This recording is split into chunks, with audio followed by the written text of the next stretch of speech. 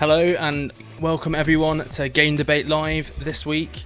As you might have noticed, we've got a bit of a different setup this week. So we're now using completely new software to show off all our stuff. So we're now using like an encoder. So we can now hopefully improve the quality a bit of what we're doing. And we can also show you videos and stuff.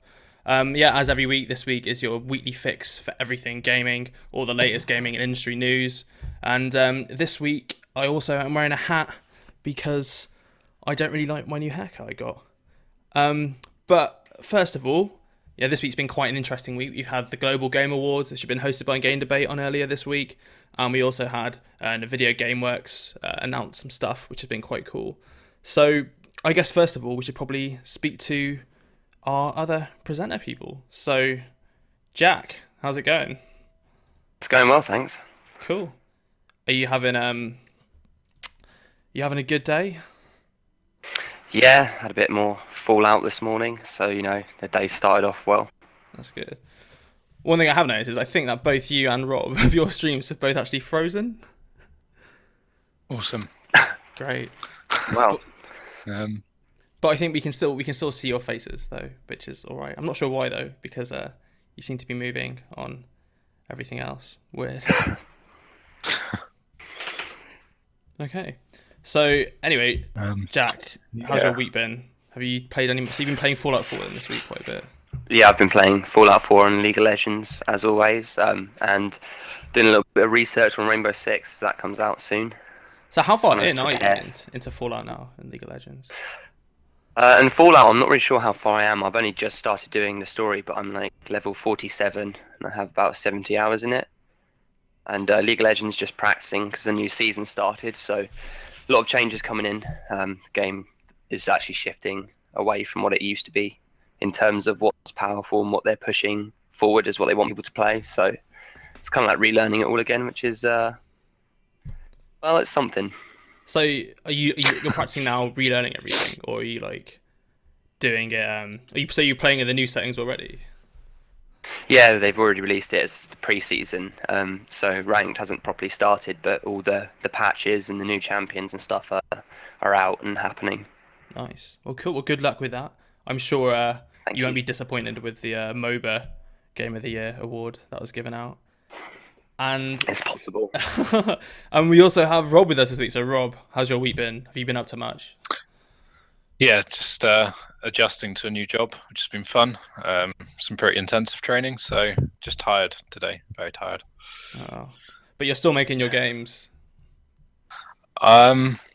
Yeah, Yeah? not so much this week. I've just had a week of just playing GTA online, and that has pretty much been it. Have you done all the heists yet and everything? Or are you still sort of like burning your way through it?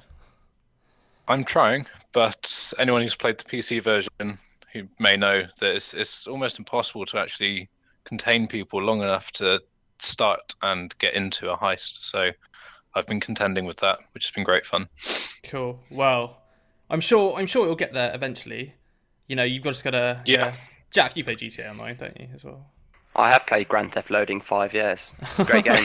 Yeah, Love being in the sky, looking at the map. That maybe one day I'll get to play on. So to get it right then, so if one guy leaves your heist, does it then decide just to like start the whole thing again? It puts you into a kicks you loading back to the screen for menu. ages. Yeah. What? And then you go into the world, and then you can join another game, which puts you into a loading screen, and then you get into the lobby, and then into a loading screen, and then into the heist, if you're lucky. I And then guess if someone quits during, kicks you all out, you've got to start all again. that sounds pretty annoying. Well, at least we have the Rockstar gods to thank for that. At least the single players are alright, I guess. I think GTA Online as well. Single did player actually is really win- good. Yeah, I think GTA Online did win the multiplayer award. Maybe not though. We should probably go. It, back to it's that. a great game. That's not the problem. The problem is it stops you playing it constantly. Yeah. Grim times.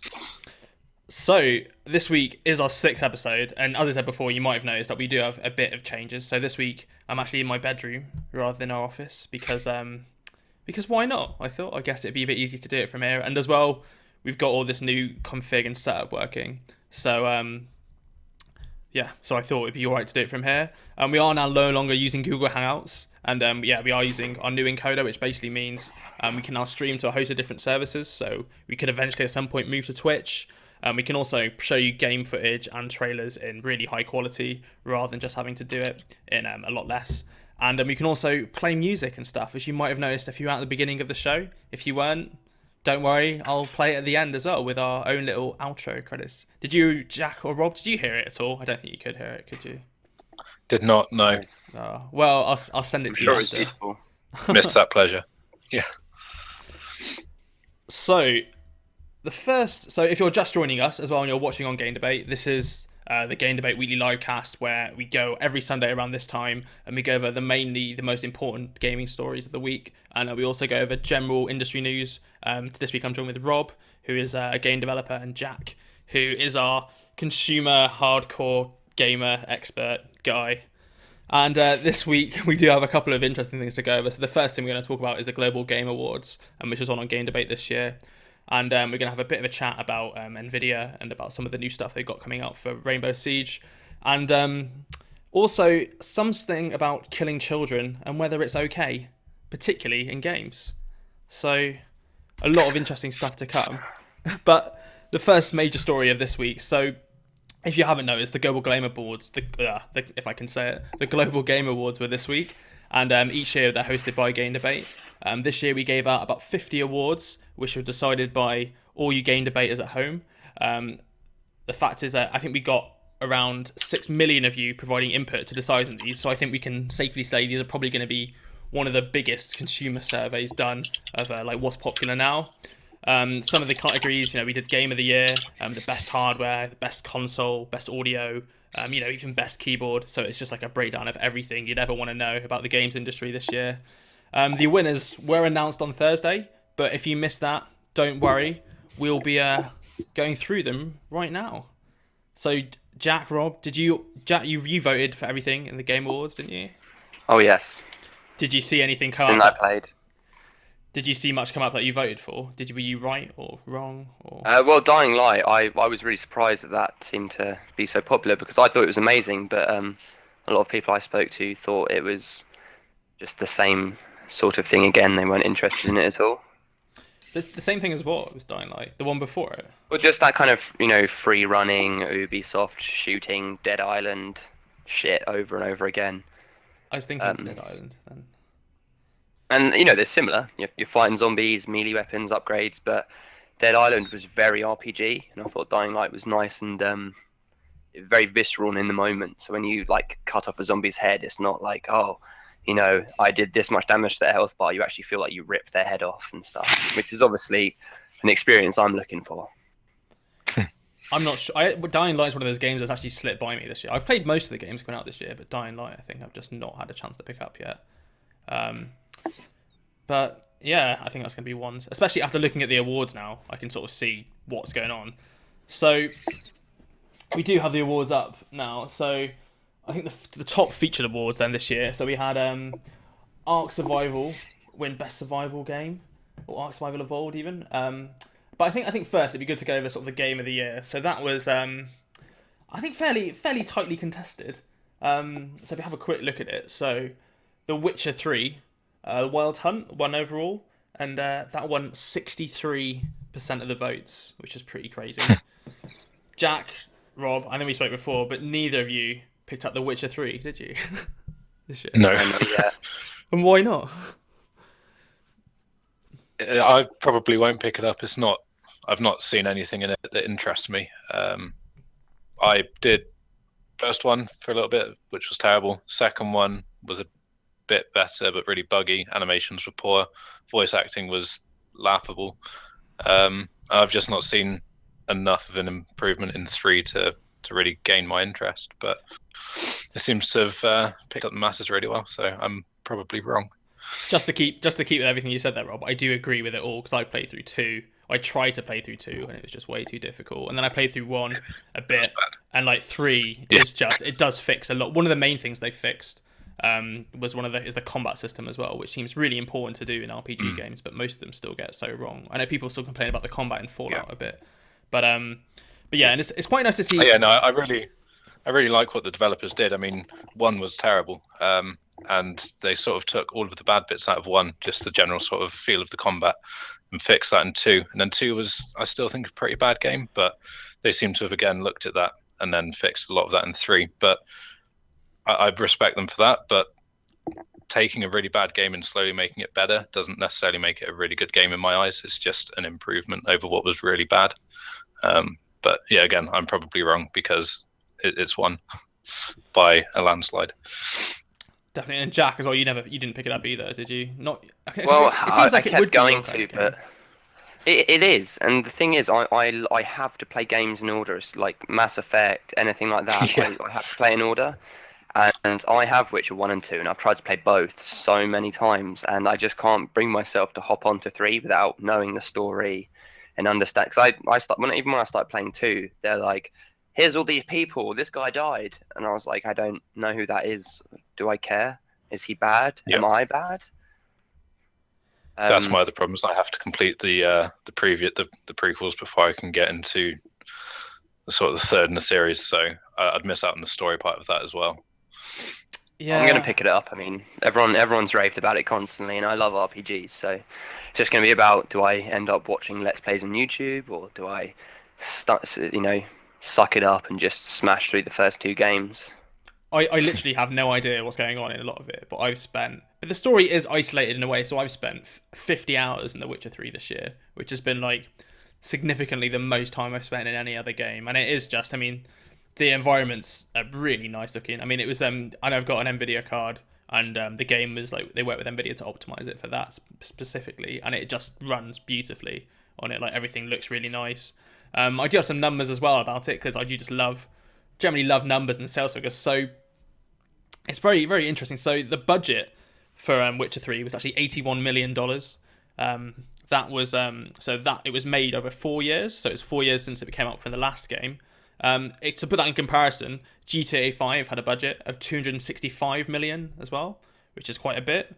And even though that did come out a bit before, it's sort of roughly in the same area. Do you want to have a guess what Destiny's budget was? Now, this is including their marketing as well.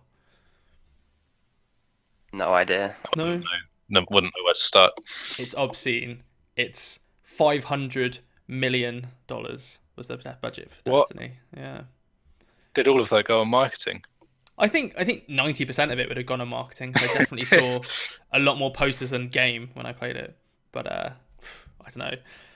As well, Witcher 3, so they sold 6 million copies on console and PC. They made a profit, and this is what they announced back in September. They made a profit of $62.5 million on it. The profit the year before, obviously they didn't release a game. It was only $1,000, so that's quite a bit of a hike up there.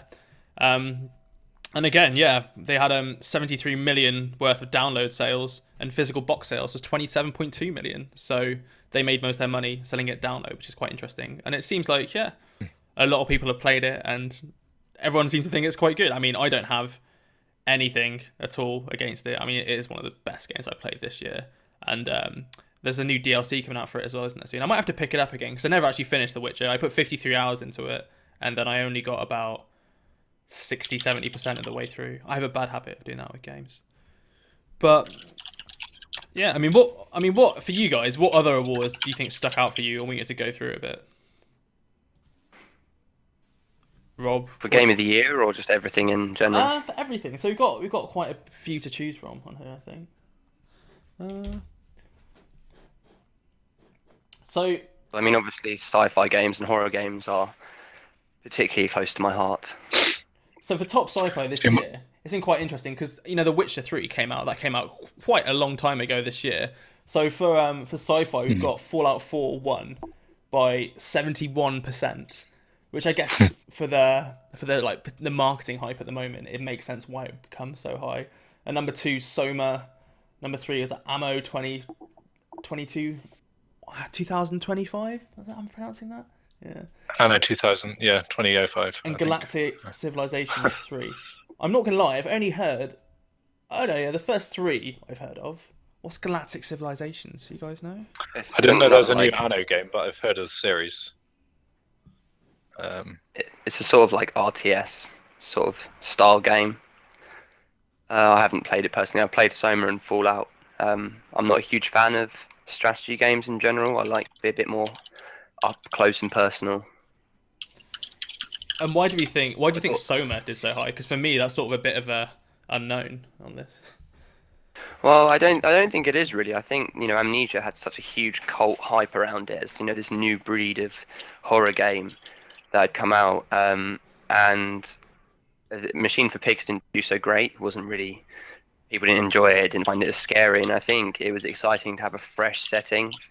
And what's cool about it is that the story in it really does make you think like a good sci-fi would. It's not just, the standard stuff like, oh, you're a player and you killed loads of people, don't you feel bad? And you're like, not at all, because you told me to.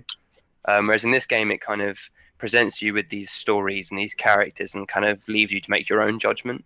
Yeah. And it's a really nice world, and the sound design in the game is amazing. I was actually crying at one point, and I haven't gone back to it since because I was getting too stressed. And I think people are starting to enjoy that a bit more. Five Nights at Freddy's is like a great example of the horror games being a lot more popular. And I think Soma was it looked good. It was simple enough to play and pick up. You don't have to be a Twitch COD player to play it. Yeah. That sounds So like I my reckon kind it of game. really stuck with people. It's good. Very good. So, I think as well. I mean, there's a lot. We gave up 50 awards this year, which is pretty massive. I also saw some of the developers as well have been tweeting at us as well, saying thanks for the awards. I know the Witcher audio sound design guy did, which was quite cool. I mean, we got number 2 of Game of the Year, which was Life is Strange. Did either of you guys play Life is Strange? No, Not after your reviews, no. I did do a Let's Play of Life is Strange this week. I don't know why I got Game of the Year. I mean, it was quite interesting. It didn't really feel like a game as much as it could have been. And it definitely wasn't as good as Fallout 4, which is number 3, I think, for me personally. So alongside that, one of the other interesting things this year was the hardware. I think we got coming through. So, best console, PlayStation 4. Can we disagree with that or agree? I think it's sold. No, I agree with that. Yeah. There's no argument really. Yeah. I think PlayStation 4 is now outnumber Xboxes about 3-1 or something like that, which is pretty mad. It doesn't really surprise me, honestly. I think Microsoft handled the release of this console and the marketing and what they were doing with it really poorly. Because if it serves my memory right, I think it is right, where so when they were releasing it, they were going to initially bundle it with the Kinect, and then everyone was like, why do we have to buy a Kinect? Why is it so much more expensive?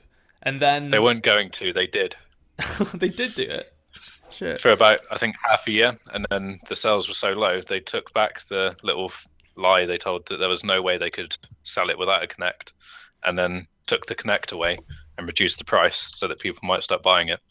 It was just really dirty, dishonest, just an instant on release. It was a horrible way to go about it, really. One of the things I thought with Xbox's marketing campaign was that so originally they were saying they were going to do it so games were tied to a specific console, so you couldn't borrow it and lend games. Which, on the face of it, I don't think is necessarily a bad thing, because it's exactly what Steam do and what any other game client or PC game you have, where you just lock it to a specific account and you log into different machines, and that's how it works. But they marketed it so badly, and I don't know if you really can sell physical discs or physical copies of games and tell people you can't put it in another machine and play it. That seems a bit odd.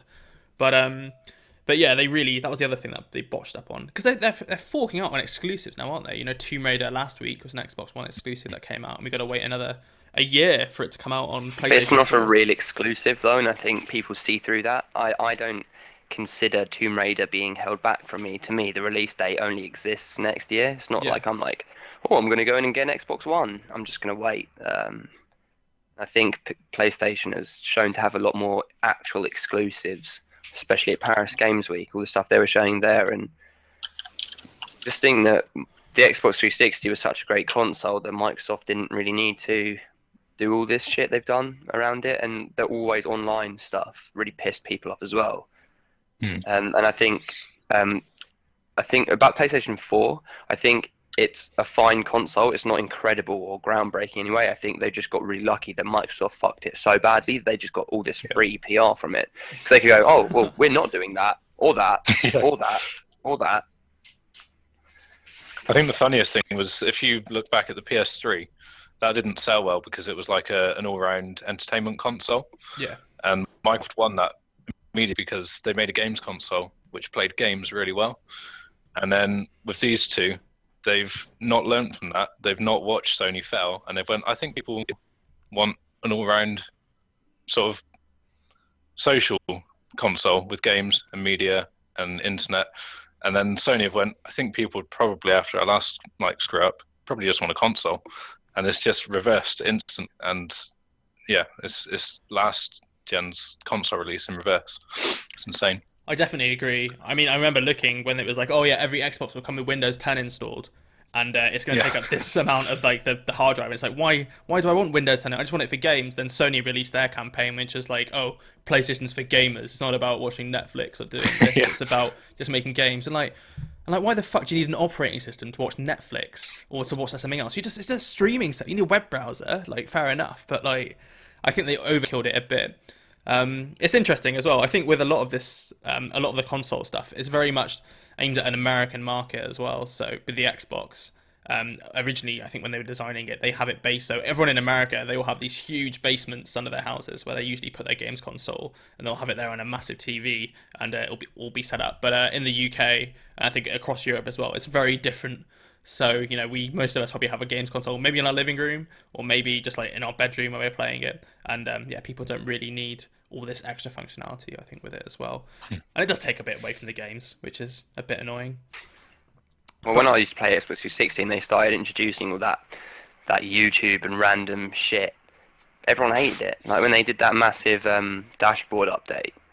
Why? Before it was blades, and it was just game here, achievements here, and settings, and that was it. That's all I needed. And then it was like, hey, but how about Zubu? And you're like, how about fuck off?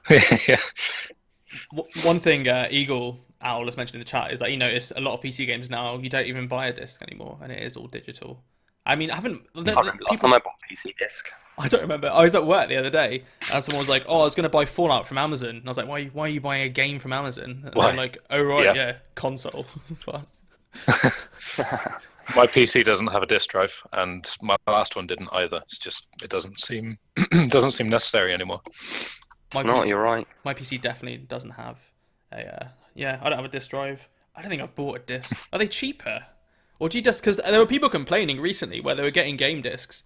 I think even Fallout did this, and they only have like a Steam installer on them and about 4 gig or so of data, and you have to basically put in the key and download the rest of it anyway. So it seems like everyone in the PC world has given up on them now. Why are hard drives on games consoles so small still? That still makes no sense. I guess they're just trying to cut the costs, aren't they, massively? But yeah, that sounds like a massive issue for another day. Well, the PS4 has quite good They've just released 1 terabyte, haven't they? Yeah. Terabyte, yeah. And how many games does that equate to? That's what I've got here in my PC. Because Blu-ray discs, they're like 50 gig. You can have on a Blu-ray disc. But I don't know if games are reaching that size. Well, some are, but I don't know.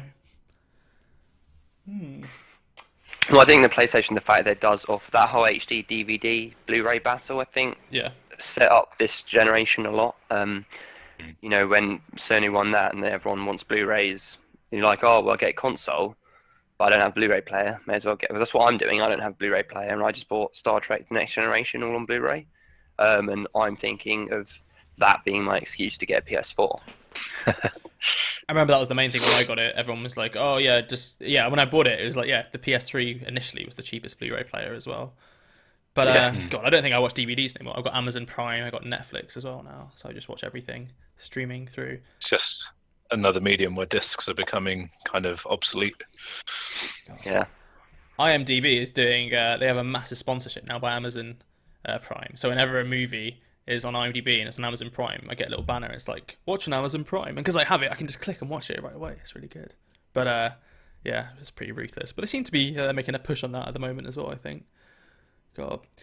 Another thing people are mentioning in chat, so like physical copies of games as well. They're still roughly the same price as digital games, which is still strange to me. And I think it brings up the other question. So you've got stuff like like the reseller CD key markets now as well that are selling games for almost next to nothing. But Well, in yeah, chat, someone's Nilesh is saying that where they are is physical copies are cheaper. wow, I think it depends on the platform, because I know Steam, I can get things cheaper on Steam or on the PC than I can for the physical copy. But the PS4 is insane. The markup difference to download something over buying it is like, I remember seeing COD came out at £55 or something, and in stores it's 39 for the box. It's like, why would you mark it up so much to download it on the PS4? It seems bizarre. yeah, yeah. So I think that's kind of system specific. I think. I mean, yeah. I mean, I can. I do. Yes, you can go into the PC game section of a store sometimes, and it is just like really dirt cheap in the corner. It might be just because they're not selling as many as well in stores. Yeah, that's what most of them are. But then that's what the CD sites you're about to mention were kind of covering as well. Yeah.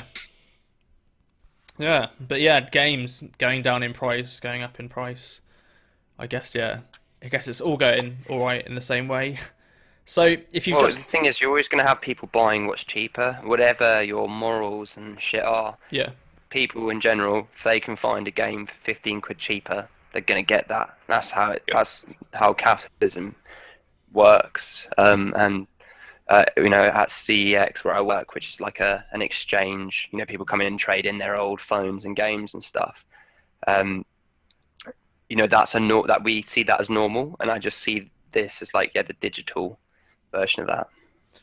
because there's a lot of hate. There's a lot of stuff to go about, and like pre-order, even like buying pre-owned games, where if a game gets resold a couple of times, and that money isn't necessarily going back to the developer, which means there's this whole market of people buying games where the developer's getting nothing for it and playing them again, which some people criticize as well. I can sort of see where they're coming from in one side of it, but people are going to always buy the cheapest stuff. I think when you come to things like pirating games, it comes with its own challenges because you don't get the patches, you don't get, it makes it's more difficult 90% of the time to install for most people, I imagine, when getting a pirate game with these key sites now, where you can just buy a key, you're putting it through an official platform, so you're getting it at Uplay or on Steam, so you're getting it constantly patched, constantly update, and it's not even an inferior good, it's like an exact copy of what you'd get if you buy full price of the game. So I can definitely see why people would be going more towards that as well, I think. But yeah, Global Game Awards, pretty well. 6 million, that's a huge amount of people taking part in it. And and if you want to check them out, you can go on Game Debate site and you can look at all the Game Debate awards there. If you just click the background to be able to go through each award, see who voted for what. And if you are just joining us, again, this is the weekly Game Debate Livecast. So every week, Sunday at this time, we'll go over the most important gaming stories of the week. And we'll also go into some discussions about the latest gaming news from industry insiders. This week, again, I'm joined with Rob, who is a game developer, and Jack, who is a hardcore gamer and our consumer expert. I need to think of a good title for you, Jack. We still haven't worked it out yet. But you know your stuff. Still think opinionated arsehole is a good one. That's what we call you when you're not on I play games. I work in a game shop. I'm in the front lines, boys. You're the one who has to talk to all the angry consumers when their shit doesn't work. Why isn't this Call of Duty as expensive as this one? Because it's older. Is it better then? I mean... God. What you need to do now is when someone you need to when an old woman comes in and asks for a game for a 18-year-old or 16-year-old son, you have to ruin his day completely. You have to do that at least once or twice. I want to get him Call of Duty Ghosts. Okay, well I'd recommend Operation Flashpoint. It's a real casual experience. Very Twitch reactions. You'll love it. God. I bet you'll have a lot of fun working there a bit. I'm pretty sure it'll be cool. So, moving on. So, as well this week, we've had a bit of interesting PC news regarding Rainbow Six Siege. So, they recently released a trailer this week showing some of the new graphical elements, which is going to involve using Nvidia's Gameworks software. Nvidia and Ubisoft have partnered up to watch this. So, using our brand new streaming technology, we can actually watch the trailer as we're talking over it. So, Jack, you're a fairly big Rainbow Six fan, aren't you? Yeah, I mean, I wasn't playing the really early ones that much. I was too young to even have an idea of what I was doing. Yeah. All I knew was casual stuff back then. But when I got into PC gaming, I got into Operation Flashpoint, for instance, which is a similar sort of thing, and some old Ghost Recons and stuff.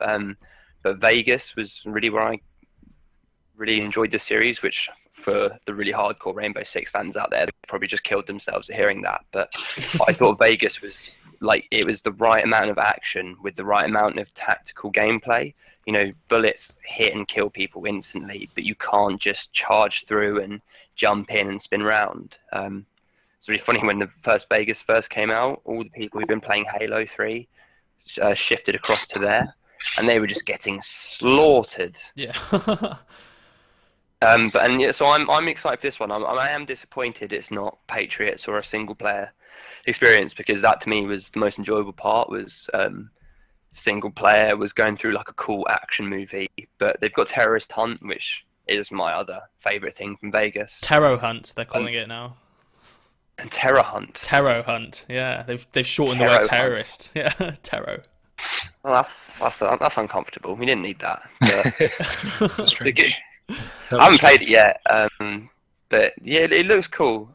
You know, I won't know what to think of it until I play it. You know, to me, Rainbow Six games, what I enjoy about them comes down to the feel and the gunplay. So with this as well, so what they've got is, so what Nvidia have announced is, I don't know if we should be excited about this. They've announced horizon-based ambient occlusion for richer shadows. Are you looking forward to richer shadows, Jack? Well, first, I find that hard to actually qualify. When I go into the game, you know, they're not going to give me a comparison, so will I even notice?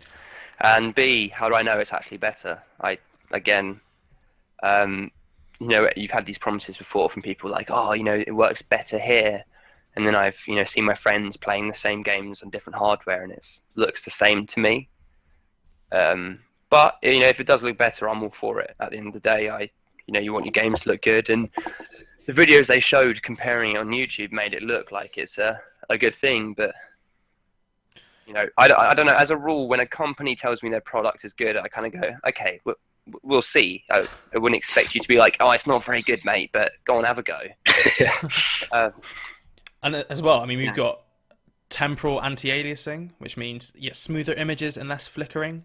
And like all the games, you get GeForce experience, like the optimization for GeForce graphics cards, which, I mean, it is a bit like underwhelming. Like, I guess it's nicer. It looks a bit nicer, but do you reckon anyone's going to buy the game because of that? I don't know. Maybe. I don't think so. But at the same time, it's not. It's free. It's not like we're paying for this, or this is something that you have to see certain things. This is just kind of, oh, here you go.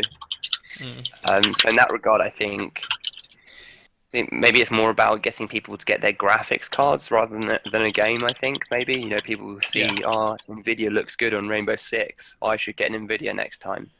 And physics is the reason I got Nvidia. Yeah. So Gameworks Same here. is part of physics, and I think as well. So Nvidia are actually giving away Rainbow Six as well with all their new graphics cards, because they like to give away. I think Assassin's Creed as well is another Nvidia games. But I mean, Gameworks has been pretty controversial since it's been around, and it has come under some criticism. The main criticism even has been that apparently it's mainly used as a business tool by Nvidia. Apparently, some are claiming it sabotages other graphics cards without having any real benefit to consumers. So the competing GPU manufacturers, Intel and AMD, they actually both don't offer their own middleware platforms. They don't offer anything like Gameworks. And but because they can't see the code because it's all cut off, they're not able to see NVIDIA's libraries, and they're not actually able to optimize their hardware for NVIDIA optimized games. Some AMD gamers do report there's drastically lower performance on their NVIDIA equivalents with games that use the Gameworks API. For me, Witcher 3, I remember before I installed it on my NVIDIA card, it didn't run very well, and then it just ran absolutely beautifully. So I'm not doubting potentially the quality of Nvidia Gameworks. Interestingly, from AMD's chief gaming scientist Richard Huddy, he's claimed that developers who use Gameworks are contractually forbidden to work with AMD. And he also claims that Gameworks adds specific performance crippling effects to other AMD cards and older AMD cards. He's mentioned specifically there's unnecessary tessellation, and that only marginally affects the latest cards. But the older ones, it can cause quite a few performance-related issues with it. So, for me, the key thing is that AMD and Intel don't currently offer anything similar to that kind of software. And I think it's interesting to think what incentives the sort of game developers have to work with this kind of stuff instead of just like releasing or optimizing for both platforms. So I guess Rob, really. So you're game developer. What incentives, if Gameworks is making life more difficult for other developers, why do you think why do you think game developers would go and start making stuff optimized for Gameworks? Well, like Jack said, and the same for me, the reason I bought an Nvidia graphics card was because I wanted to see the PhysX stuff on certain games at the time which were running it.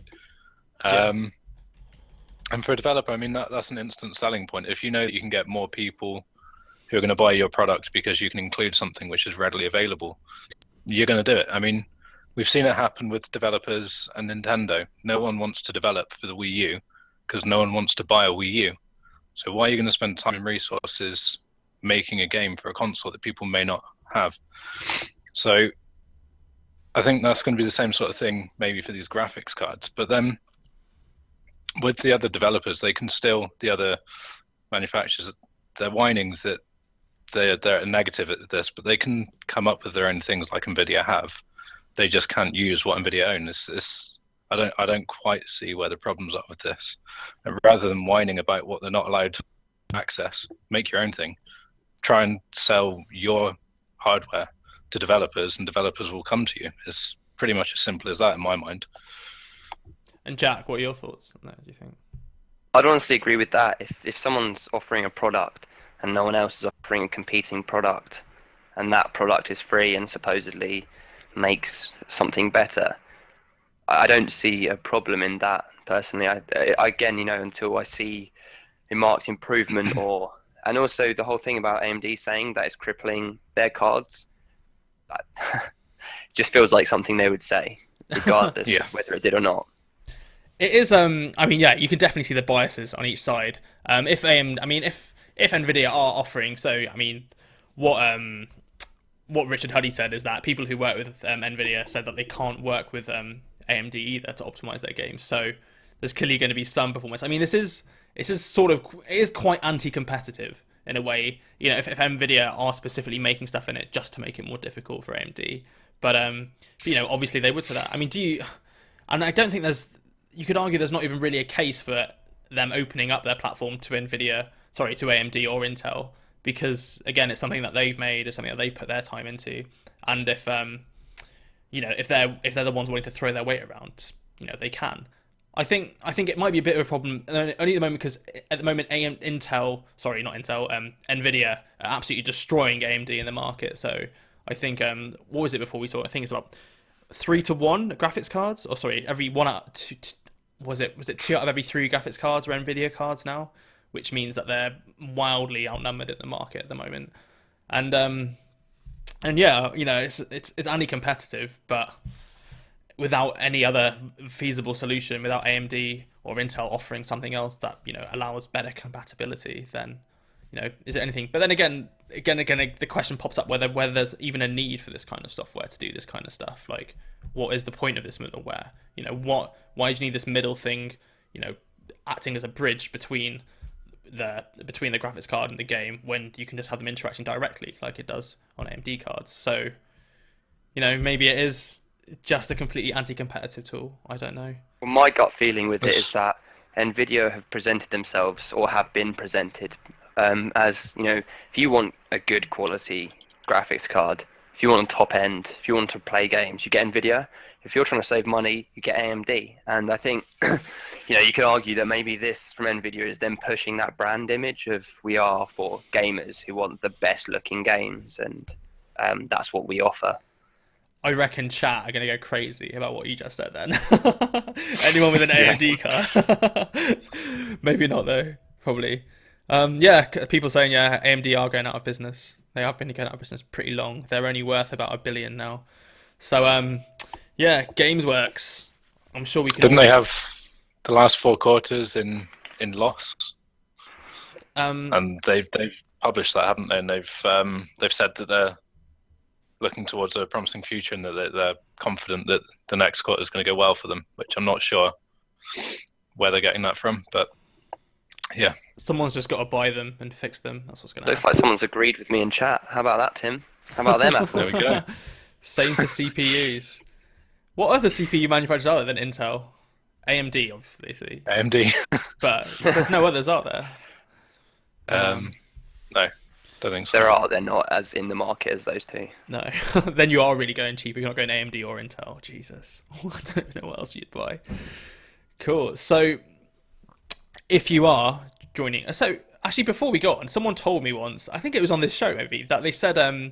is that word, definitely, that if you buy a game that's optimized for AMD and Nvidia, like, you know when you load up the game and it says optimized for AMD or optimized for Nvidia, someone told me that it basically works out what graphics card you have, because a lot of them work at both companies, and then it says, like, just depending on what graphics card you have, what it's optimized for, and it just shows the different sponsor message at the beginning of the game. I don't know if that's true, but if it is, that's quite funny as well, I think. A little bit shady, but yeah. Well, I guess it's not lying, but you're just not showing the other's message as well. Yeah. So, if you have just joined us, this is the Game Debate weekly livecast, which goes on every Sunday at this time. And what we do is we go over all the latest sort of gaming news of the week and industry news, and we'll talk about everything live. It goes on for about an hour. So if you have just joined us, don't go anywhere. Again, this week I'm joined by game developer Rob, who is at the bottom of the screen, and consumer Jack. Everything's mirrored, it's hard to do. Is at the top as well, who is our resident consumer expert and opinionated dickhead. I like it. It's spicy. Yeah.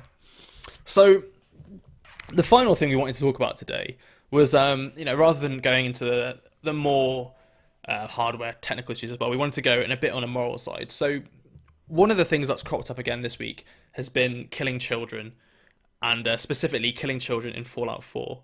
So with games, there's always a bit of a line, or there's always, is there a line, really, is the question, I think. So games are becoming more powerful now. A bit ago, we spoke about destructible environments. So as technology gets on, you're going to be able to crash into buildings, you're going to be able to make stuff happen. And the question is, where is that moral line? Some people claim that if you don't allow people to do certain things, it's immersion breaking, whereas some people think, there's potentially a responsibility on the game developers to have some sort of bar of entry. There's a lot of children that play games. Is it right? Is it right to let people to do anything in games? And it really, with Fallout 4, in Fallout 1 and 2, they did allow you to kill children, and in Fallout 3, they got rid of it completely. And in 4 now, the same thing's happened again, but again, they've released a mod to be able to do it. So the question I'd really like to pose is, where is the line for what people want to be able to do in video games, if there is a line at all? And yeah, what are the implications of it? So, I guess, Rob, what are your thoughts on First of all, I find it interesting because I mentioned this to my girlfriend, who's a Fallout player, and it's probably as opinionated as me, if not more. And when I mentioned it, her first response was, I don't see why anyone's complaining about this. You're killing a person, not a child. Why are they more important than a grown-up? You shouldn't kill people. So if you're going to let people kill people in a game, you're killing people. Doesn't matter age, sex, race. They're people. They're dying. That's sad. So that's how she looked at it, and that was kind of the end of the conversation, because I know not to take that any further. It's painful.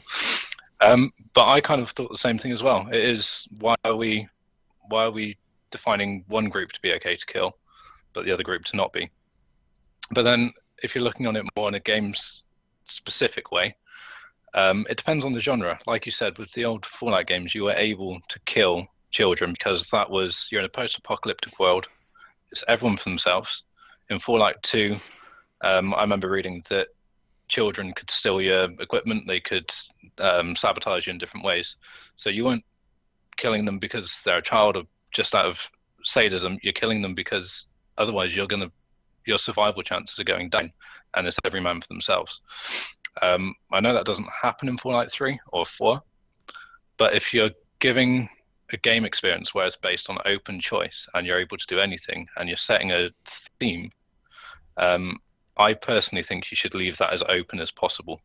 And as a game developer, you've got to consider that things like whether you kill someone or not is probably a Boolean, which is ticked off. So you will add a script to someone and you'll say this person is killable, this person isn't killable. So that is you knowingly taking away that option. It's not an accidental sort of glitch in the system that got through. And in games like Fallout, I think it's important to leave that in. Whereas you've got games like Final Fantasy and other RPGs where you wouldn't raise an eyebrow about it because you can't kill civilians. You can't kill anyone that isn't designated an enemy to the reality. And in that circumstance, it takes away sort of that feeling of freedom and the I should be able to do anything thing. So I think it depends on the game genre, the type of game. And I think limiting what players can do is just a bad thing if it's based on sort of current political correctness and things as well. I think that's going to ruin people's experiences and what developers are feeling they're safe to make in the future. But I don't know if other people would agree or disagree with that.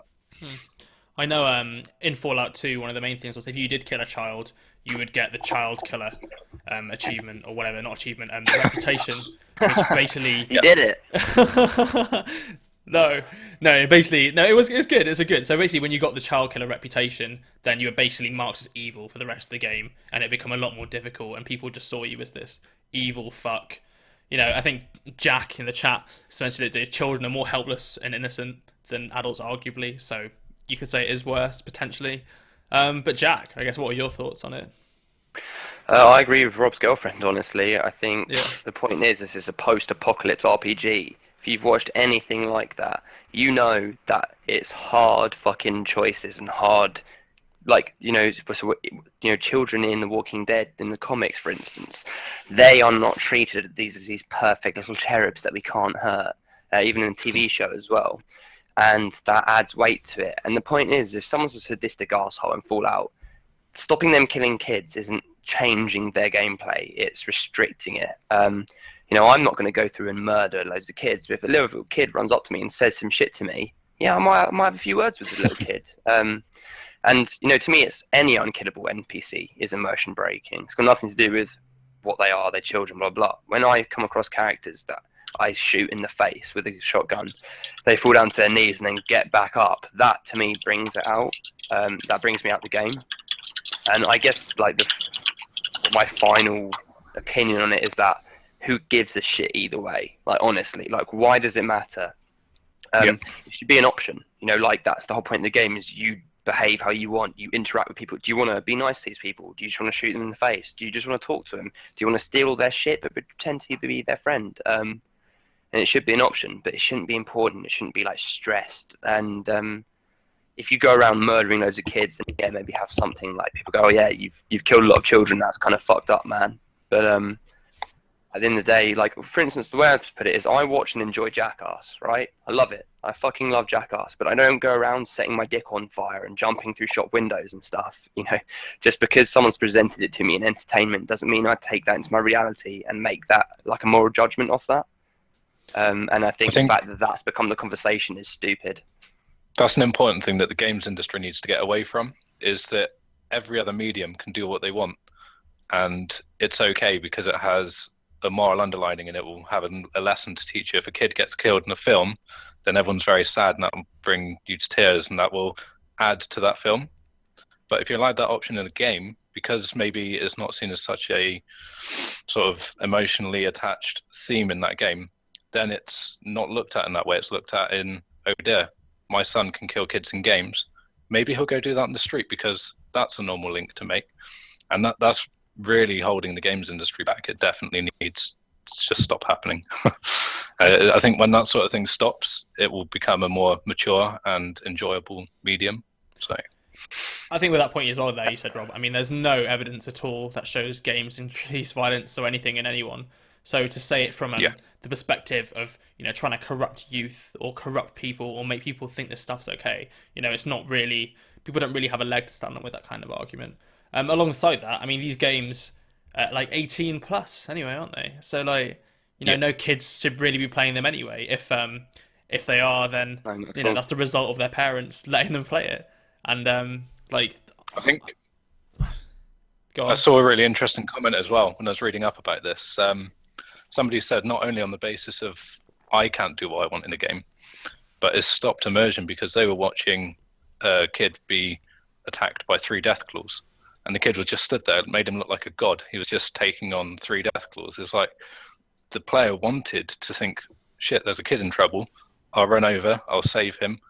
I'll kill the death claws. I'll get something. I'll also feel that I've helped an innocent young child. But he didn't get that. He got to stand there and watch this godly being just get abused by death claws and nothing happened to him. It's like really killed that level of immersion. So it can work on that basis as well, I think. That is a fucking brilliant point. That is, completely as well. Because if you take away that, that sense of death, then it's not just you being able to kill them. It's about the whole universe not being able, not being able to save anything. And if you look all they are then, they're just a small box of dialogue carried around in a child's body. They're not anything more than that. Then they don't offer. They're just almost a meaningless point of the game. Yeah. And also, kids aren't innocent and perfect. Like, I know that we like to think that, but I remember being a kid. Kids are fucked up. They are malicious and nasty. And in a post-apocalypse, the kids you'd meet would fuck you endlessly. They'd be like, "Oh, come help us," and then cut you up and just take your shit. And I think it'd actually be cool to see the whole point of post-apocalypse setting to me is to challenge our perceptions and perceptions of morality and stuff. And this is how we view what's right and what's wrong because we have the comfort of the world we live in to be able to say that. But in a situation where it is kill, be killed, a much more natural Darwinian state, I think it should be that, the fact that it's a conversation here, it should be a conversation in the game as well. They've missed out on all this interesting dialogue and moral choices. Some people in the chat are saying they think that it's fucked up killing kids. And why don't you have people in the game saying that, saying, I think it's fucked up, and someone else going, oh, well, I actually think this, and being like, oh, this is pretty immersive. Definitely, yeah. It's I remember I was reading one comment and it was about a guy and he was like, he was talking about one of the other Fallout games and he said, a kid came up to me and pickpocketed me, so I told him to stop and he didn't, so I shot him in the face. And there's it adds up like a load of different moral implications, and as well, like, it's just a game, like, it's not real. And like, maybe one of the interesting things, even though they left it out of Fallout 3, there is no karma system in Fallout 4, which I do miss a bit. I know I shouldn't do, but I do think it'd be quite nice with like I like the old infamous, oh look, my electricity bolts are red because I'm bad and blue because I'm good, kind of thing. I like the idea of a system to do with that, like choice, but not in Fallout with karma, because the whole point of Fallout to me is that there isn't, I'm really nice or I'm a dickhead, like Fable style, where it's like, do you want to save the kittens and give them new home, or do you want to shit into an orphan's face? Whereas in Fallout it's a bit like, oh well, there's these people who think this, and these people who think this, and these people who think this, and this is how they interact. So I think, because in New Vegas you had that whole more allegiance thing, and it kind of is in Fallout, and I think it should be more. But I think, like, karma, the problem with it is it becomes so like split down the middle. It's never like grey, and I find that really boring. I think in choice it should be about choice, not about good and evil necessarily. But I do think it should be in more games. Yeah, and that's just taking it to another level to show that games are a bit more mature, to try and get past that thing that we're stuck with at the moment. You do need the grey zone. I think that'll definitely be another thing to focus on going forward. Definitely. And I think chat is becoming quite active on this topic as well. So we've got a couple of comments from Chris Garman. Wow. He's saying, why are people so PC now? Is it games? It's a game. Would Final Fantasy VII be able to come out? You're blowing up a power plant at the beginning of the game. Yeah. I completely forgot about that, and they bring that up quite a lot in Final Fantasy VII when the enemy in the game starts questioning how much of a hero team you are, and they're like, you know that you blew up the Sector 7 reactor, which killed this many people, and you're sat there thinking, shit, yeah, I did, and yeah, maybe I am just as bad as you. It's quite an interesting way to open up a story and really make you think about what you're doing. Definitely. And I think as well, with the moral stuff as well coming out, Grand Theft Auto is arguably one of the least moral games you can probably play, even though it doesn't matter. But, people, it's interesting. I think it'll be interesting to see as games now get more real and, there's more possibilities to do stuff that simulates the real world more, that whether we'll have to have more of these discussions or whether hopefully it'll just all phase out and be fine. Yeah, no idea. We'll see. But yeah, it's been an interesting episode. I think we've covered quite a bit today, which has been quite good. If you are just joining us, unfortunately, you've just joined us at the end now. This is the Game Debate Livecast as well. So every week for an hour on Sunday at the same time, we go through all the different gaming news of the week, and we also talk about topics. This week I had Rob and Jack with me. If you have missed it, you can go back on our YouTube channel and check it out. The whole episode will be up right after the live stream finishes. And yeah, I think that's it generally. A couple of other things in the chat. Someone else mentioned Spec Ops. That was a good game. That had a lot of difficult decisions in to make. And that was interesting because it actually, pushed you to think about these decisions that you have to make in these games in general. Yeah. Mm. Yeah. Cool. So, guys, thanks for joining us in the chat this week. And thanks to Jack and Rob for taking time out their Sundays to talk again. Again, busy Sunday. Yeah. we'll be back again next week at the same time, talking about games and everything around that. If you do want to keep in touch or make sure you get on Game Debate, sign up, vote, look at the Game Awards. There's loads of stuff going on there now. Join the community. You can upload your PC there, which is awesome. And and we'll probably speak to you again sometime next week on Sunday. Bye. Thanks, guys. Bye.